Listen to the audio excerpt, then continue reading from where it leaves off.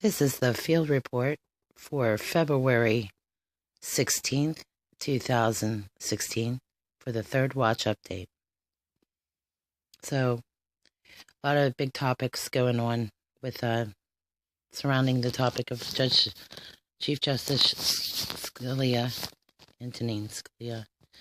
I was listening to Michael Savage, kind of picking off some other radio hosts, and just the response, of course, is obvious. I mean, nothing fits this protocol in which a procedure that would be handled the way it would normally be handled makes you wonder, and well, not wonder so much, but it's obvious that there's things that are just amiss big time. And then the report finally came out that when whoever, I don't know who, came across Chief Justice Scalia when he had passed away, but there was a pillow on his face. You know, everything sounds like it's a huge crime scene. I just ask myself the same questions a lot of people are asking. Why is there not appropriate autopsy? Why is this not being handled the way it's supposed to be handled? I mean, this is a Chief Justice. This is no small deal. This is a big deal.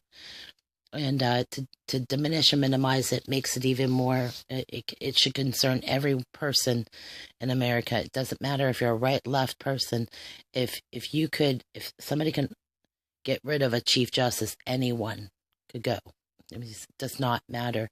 And I think there's this belief that if you go along to get along, that somehow, you're spared from that. I highly doubt that. Whoever is behind the killing of any American, whether it been Benghazi, whether it been any murders that occurred from, whoever engineers these plans, okay, it comes right back down to the very important thing that we've been talking about. This, there's good and evil. There's obvious about battle between good and evil. There's been this takedown of America, whether it be outside from the inside out or outside in, or whatever it is. But there's just been this takedown of America, and it's meant to demoralize and degrade us as we're obvious an enemy to somebody, okay? And there's a lot of people at finger point, and they call it conspiracy theory, but the term conspiracy theory, have we not talked about this before? It was engineered that way to discredit anyone that would disagree or discredit real journalists, or in this case, real people who have real questions. So the word conspiracy theorist was intended to be used as another, I don't know if you call it psychological warfare. And the psychology behind that's a whole other dynamic.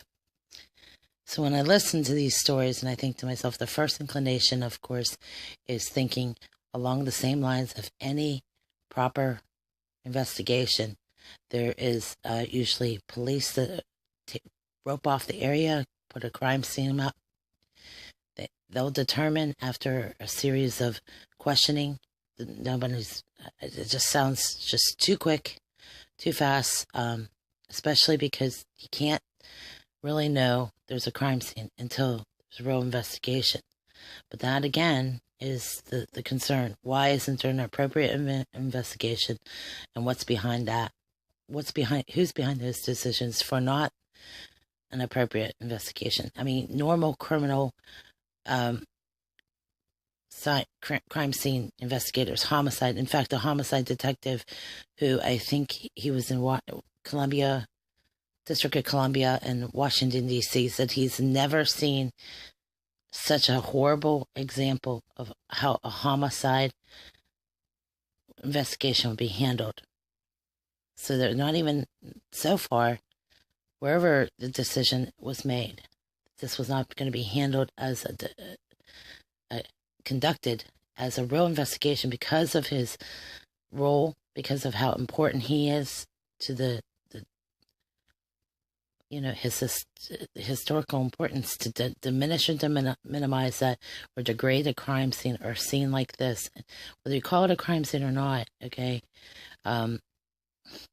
It just, there aren't words, okay? So, it's not being handled the way it normally should be. I mean, they do a better job on TV handling a crime scene than what is happening here. And this is not a TV production. This is a real human being's life has been taken, and I just stunned at the actions that are how it's being handled. And then to even try to wrap my head around the idea of what people are saying on Twitter. How in the world did these people ever be allowed to engage in a discussion that with all due respect to the people out there who have a social media page, but this is not, it's like all access to being an idiot. It gives everybody an opportunity. You have an opportunity to do the right thing or the wrong thing. And there's too much of the idiocy that goes on in a social media page. People just act and do whatever they want. And they have like free reign to be an idiot. And anyone that can handle or, remove themselves from it is always better off. But it's to listen to that there's no words for it. There's no way that I wouldn't want to be one of those people that engage in that discussion with somebody that is a moron. I mean, that's the way it is. They're morons. There's no other easy way to say it. I mean, the kind of crude remarks, disparaging remarks, I mean, there's no way these people have the capacity to conduct themselves like adults, okay? So if you're looking at it from this point on forward, you got to be the adult in the room, okay? That's it. Because there's a lot of adults.